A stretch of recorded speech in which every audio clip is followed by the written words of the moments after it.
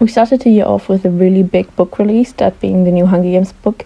And that just made me think of all of the other books that are coming out this year that I am personally very excited to read.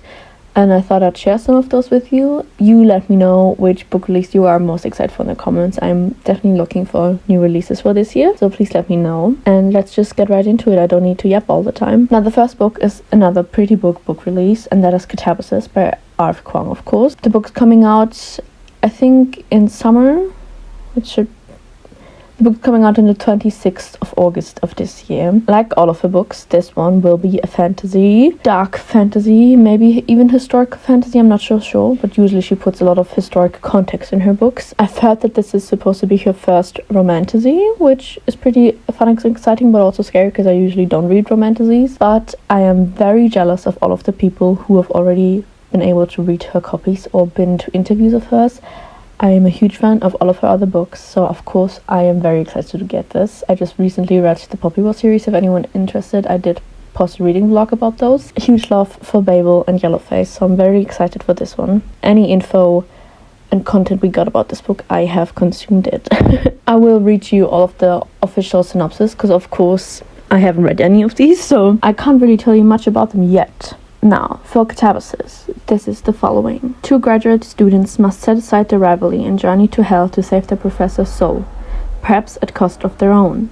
Alice Law has only ever had one goal, to become one of the brightest minds in the field of magic. She has sacrificed everything to make that a reality. Her pride, her health, her love life, and most definitely, her sanity. All to work with Professor Jacob Grimes at Cambridge, the greatest magician in the world. That is, until he dies in a magical accident that could possibly be her fault. If you know anything about Kuang, she has such a way with words. And I truly, after having seen a bunch of her interviews, reading all of her books and hearing her talk about her books, she's just so smart. And I'm just very excited for this one, because she always puts a lot of research and time and effort into these books. And I've seen people prepare in order to read this one, and I might do that. I still have a little bit of time. And I think I've seen some people read Alice in Wonderland, which is on my list anyway, and also Dante's Inferno. And funny story, actually, before this reading list for Katabasis was released, on my own, wanted to read Dante's Inferno and Alice in Wonderland, and then I found them secondhand, and then I bought them, and a month later people were talking about reading those books before reading Katabasis, which I thought was really exciting because I already have them, and a bunch of really intense and complex other books. I think some Old Greek is on that list. I don't have the list with me right now, but there's a lot of very intense books, and a lot of people are scared of that, but I think it just shows how much of a genius Ralph Kuang is.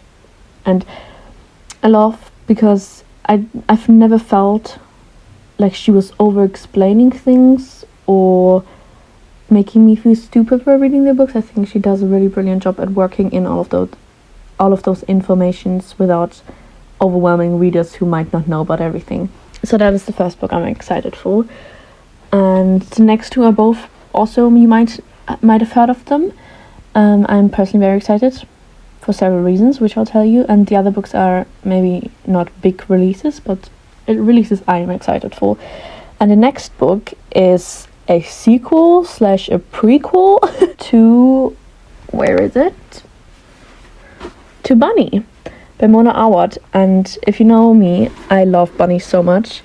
I love, TikTok tends to say, the weird girl literature, the unhinged girls, and Bunny is certainly one of those books, and it's a little bit of a mixture with that and maybe dark academia. I think some people count it as that. Ever since I've read Bunny, which was the summer before the last, I have been thinking about it every once in a while, because there's so many unanswered questions, which is a great thing. I love being left with questions after a book, and I've always wanted to have a sit down with Mona Awad and ask her all of these questions, and even if she doesn't reply, I just need to ask them. And so I was really excited when she just quite recently, I think maybe 2 months ago, announced that she was publishing a sequel / prequel. This is of course literary fiction, and it's being published on the 23rd of September of this year, and it's called We Love You, Bunny, which, if you haven't read Bunny, of course do that. But I think she said you can also read the new one as a standalone, which is exciting. I'll read you the blurb. In the cult classic novel Bunny, Samantha Heather Mackey, a lonely outsider student at a highly selective MFA program in New England, was first ostracized and then seduced by a clique of creepy, sweet, rich girls who call themselves Bunny. An invitation to the Bunny's smut salon leads Samantha down a dark rabbit hole, pun intended, into the violently surreal world of their off-campus workshops where monstrous creations are conjured with deadly and wondrous consequences. When We Love You Bunny opens, Sam has just published her first novel to critical acclaim. But at a New England stop on her book tour, her one-time frenemies, furious at the way they've been portrayed, kidnap her. Now a captive audience, it's her and our turn to hear the Bunny's side of the story. One by one, they take turns holding the axe and recount the birth throes of their unholy alliance, the discovery of the unusual creative powers, and the phantasmagoric adventure of conjuring their first creation. With a bound and gagged Sam, we embark on a wickedly intoxicating journey into the heart of a dark academia fairy tale slasher that explores the wonder and horror of creation itself, not to mention the transformative powers of love and friendship, Bunny. Frankenstein by way of Heathers, We Love You Bunny is both a sequel and a prequel, and an unabashedly wild, totally complete standalone novel. Open your hearts, Bunny, to another dazzlingly original and darkly hilarious romp in the Bunnyverse from the Queen of the Fever Dream, Mona Awad. I think I'm probably going to react like this to all of the synopses, because for some of these I haven't even read the synopsises, because I just trust the authors or the premise or what I've heard about the book so much that I'm just really excited to read it anyway. And I have read the synopsis, of course. I did the second she talked about it, but just rereading the synopsis got me so excited. I love Bunny so much. It was a 5-star for me. I know a lot of people didn't like it, but I just love weird girls, and I think We Love You Bunny and Katabasis are the two books that I'm most excited for, and maybe the next one as well. I can't pick, but that just really got me excited again. I'm so excited to hear more of the story. I feel like we're gonna be left with more questions than before, but I feel like we will also get a lot of questions answered, hopefully. So I'm very excited for that, and I am still waiting on my ARC copy, which I'm not getting, but I do really want one. Now, the next book I would also love a copy of. But both of these are pretty big releases that I do not think I'm getting. But maybe I should try. And the next book is none other than ML Rio's new book called Hot Wax. ML Rio's the author of my probably all-time favorite book, which is Everywhere Villains, and I've reread that book countless of times. I love it to death. And now she recently published a novella called Graveyard Yard, which was so good as well. And I'm so excited for her new release, which is actually finally a actual book again. It's coming out 9th of September this year. I am so excited. I love Riverland so much. Last year, I think, was it last year or the year before? No, it was last year. I annotated Riverlands for a friend of mine who also loves the book so much. And it just reawakened my love for the book and my passion for the book so much. So I love Emma Rio so much. Yeah, these three book releases are for me personally just as big as the Sunrise on the Reaping release. I'm very excited. And let me read you the synopsis. A vivid and immersive tale of one woman's reckless mission to make sense of the events that shattered her childhood and made her who she is. Summer 1989, 10-year-old Suzanne is drawn like a magnet to her father's forbidden world of electric guitars and tricked-out cars. When her mother remarries, she jumps at the chance to tag along on a concert tour that just might be Gil and Kil's wild ride to glory. But fame has sharper fangs than anyone realized. And as the band blazes up the charts, Eternal Power struggles set Gil and his group on a collision course destined for a bloody reckoning, one shrouded in mystery and lore for decades to come. The only witness to a desperate act of violence, Suzanne spends the next 29 years trying to disappear. She trades the music and mayhem of her youth for the quiet of the suburbs and company of her mild-mannered husband Rob. But when her father's sudden death resurrects the troubled past she tried so hard to bury, she leaves it all behind and hits the road in search of answers. Hitching her fate in Gil's beloved car to two vagabonds who call an old Airstream trailer home. She finds everything she thought she'd lost forever. Desire, adventure, and the woman she once wanted to be. But Rob refuses to let her go. Determined to bring her back where she belongs, he chases her across the country and drives her to a desperation all her own. Hot Wax is a raucous, breakneck ride to hell and back, where getting lost might be the only way to find yourself and save your soul. This is so fucking different from If We Were Villains, and I'm so excited. I'm a huge fan of Daisy Jones and the Six, the storyline at least, and I know this is probably nowhere close to that, but just rock and roll, road trippy, dark, finding yourself with a bunch of secrets and mystery and drama. I love, and if this is anywhere as good as If We Were Villains, it's gonna be a great book. And the pre-order button is looking really good right now, but pre-ordering is so expensive. I never do it. I'm a girl with no money. I have high expectations because I love If We Were Villains a bunch. And I'm really excited to get a full novel again from her. And the first one, I keep forgetting about all of these books I'm also just as excited for, and I cannot believe that it's coming out next month. And it is the new book from none other than Ocean Vuong. And I love On Earth We're Briefly Gorgeous so much. I sadly don't have it on my shelf right now. Not looking at anyone, but my friend who has had it for a long time. Anyway, I love Ocean Vuong's way of writing. He has such a poetic and emotional way with words. I've read some of his poetry. I don't have any of the collections, but I have read some on the internet, of course, because I'm just such a fan. And of course, his other book, On Earth We're Briefly Gorgeous. And Ocean Vuong's new book is called The Emperor of Gladness. I'll read you the synopsis. It's coming out 15th of May, which is legit almost a month. So I shall be running to the bookstore, even though I do not have the money. But it's Ocean Vuong, so I need the book. Let me tell you about the book some more. Desperate college dropout, Hai is ready to make a devastating choice until a chance meeting with elderly widow Grazina changes the course of his life. In this achingly beautiful novel about chosen family and second chances. One summer evening in the town of East Gladness, Connecticut, 19-year-old Hai, not sure how to pronounce his name, I should have probably looked it up, I'm sorry, stands on a bridge, ready to jump, when he hears someone shout across the river. The voice belongs to Grazina, an elderly widow succumbing to dementia. Over the course of the year, the unlikely pair develop a life-altering bond. The Emperor of Gladness shows the profound ways in which our lives are changed by the most unexpected of people.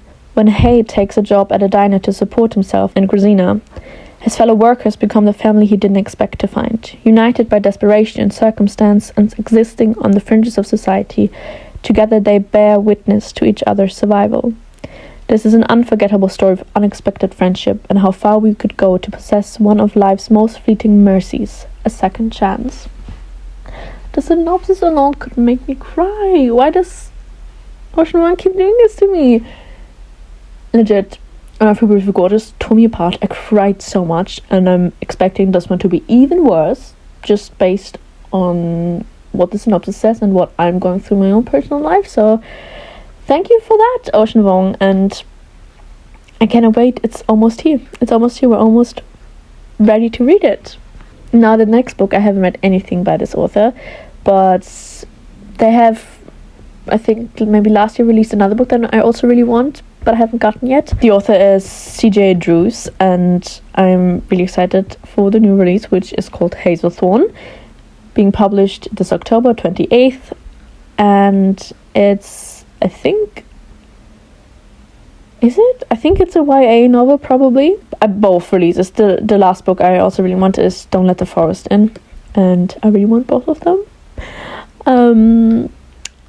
I just recently followed the author on TikTok, and she just posts so much good content about the books that I'm like, give me. Let me tell you about the book, and also take a look at this gorgeous cover. Evander has lived like a ghost in the forgotten corners of the Hazelthorn estate ever since he was taken in by his reclusive billionaire guardian, Byron Lennox Hall, when he was a child. For his safety, Evander has been given 3 ironclad rules to follow. He can never leave the estate. He can never go into the gardens. And most importantly, he can never again be left alone with Byron's charming, underachieving grandson, Laurie. The last rule has been in place ever since Laurie tried to kill Evander 7 years ago, and yet somehow Evander is still obsessed with him. When Byron suddenly dies, Evander inherits Hazelthorn's immense Gothic mansion and acres of sprawling grounds, along with the entirety of Lennox Hall family's vast wealth.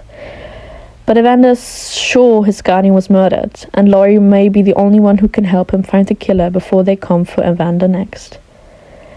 Perhaps even more concerning is how the overgrown garden is refusing to stay behind its walls, slipping its vines and spores deeper into the house with each passing day. As the family's dark secrets unravel alongside the growing horror of their terribly alive, bloodthirsty garden, Evander needs to find out what he's really inheriting before the garden demands to be fed once more. I love nothing more than a botanical Gothic horror. It just sounds so good. I usually don't read much YA, but I have been recently saving a bunch of YA novels because they just sound so good, because YA horror is, first of all, at least the ones that I find queer, which is super exciting, and then also it's just really good at the moment, and I just like the Gothic vibes that we're getting with a lot of these new releases. And yeah, I did say when it's getting released, and so I'm really excited, and I also really want to read the other book. If you haven't heard about that, please read the synopsis. It sounds so good as well, and just all of the imagery this author has been posting, I'm just obsessed with. It's really good promo, I have to say. I have fallen into the promo trap, but it's really good promo, and I'm pretty sure it's a good book as well. And I just love Gothic horror so much, and even if it's YA, I'm sure it will be great. Which is When the Devils Sing, which is also being released very soon on the 8th of May. Let me read you the synopsis of this book. In the Southern Gothic horror novel, 4 unlikely allies in a small town investigate a local teen's disappearance, and what they discover festering at the core of their community is far more sinister and ancient than they could have ever imagined. For fans of She's a Haunting, True Detective, Mexican Gothic, and Midsommar, when Dawson Sumter goes missing, all he leaves behind is a smattering of blood in room 4 of the debt-ridden motel owned by Nira Singh's family. Disappearances like this aren't uncommon in the rural Georgia town of Carrion, especially every 13 years when a periodical cicada brood returns from underground, shrieking their deafening screams. For Nira, Dawson is another reminder that this corner of the South, the rich only get richer, and the poor, well, nothing good comes their way. Nira sets out to investigate Dawson's whereabouts, if he even still lives, along with 3 other teens. Isaiah, son of a prominent judge and clandestine true crime podcaster, Reed, son of the wealthiest man in the region, and Sam, a strange daughter of the local hitman. As they find themselves entangled in a messy web of secrets and lies, they discover the riches of the adjacent Lake Clearwater community may have terrifying source of power dating back to the town's founding in an ancient urban legend about 3 devils, each more sinister than the next. How deep does the rot go, and can they find a way to escape its reach? I love Gothic horror so much. Southern Gothic especially, but just Gothic horror. That leaves one last book, which is also being released pretty soon, and it's A Sharp Endless Need by Marisa Crane, and this is also coming out on the 13th of May this year. And it's a coming-of-age fiction, literary fiction, sapphic LGBTQ plus book, and this has been on my wishlist for so long, and I'm so excited it's finally coming out. And also all of these covers, but this one, the glowy effect, the sun-kissed aura, it's so beautiful. Let me read you the synopsis. A propulsive and nostalgic coming-of-age novel about an all-consuming relationship between 2 teammates on a girls' high school basketball team. From the Lambda Literary Award-winning author of I Keep My Exoskeletons to Myself, which I haven't read yet. Starpoint guard Meg Morris's senior year of high school begins with twin catalysts: the death of her father and the arrival of transfer student Liv Cooper. On the court, Meg and Liv discover an electrifying game-winning chemistry. Off the court, they fall into an equally intoxicating more than friendship that is out of bounds for their small Pennsylvania town in 2004, and for Liv's conservative mother. As Meg's desire and grief collide with drugs, sex, and the looming college signing deadline she is forced to reckon with, the disconnect between her past and her future, and fight for the life she wants for herself, whether or not Liv will be on the court beside her. Marisa Crane's sophomore novel is a voice-driven, literary treatment of the big feelings of first love, intimacy, heartbreak, grief, and of course, sports. I just love being a girl obsessed with books and being excited for new releases. And these 6 are really the ones. 6? 1, 2, 3, 4, 5, 6, 7? Oh, it's 6. And these 6 are truly the ones I'm most excited for. There are a bunch of other books on my list that I can't wait for, but I try to pick the ones that I really am, shaking about. I really can't wait to hold them in my hands. And some of these I will be able to read pretty soon, and some of these, well, I have to wait a few more months. But I am excited for all of them, and like I said in the beginning, please let me know which ones you are excited to read. Maybe there are some I haven't ever heard about and need to put on my list, and please recommend me those. And that is that. I am so excited for these, and I will let you know if I read them or if I buy them, or maybe I'll do a reading vlog sooner or later. See you in the next one.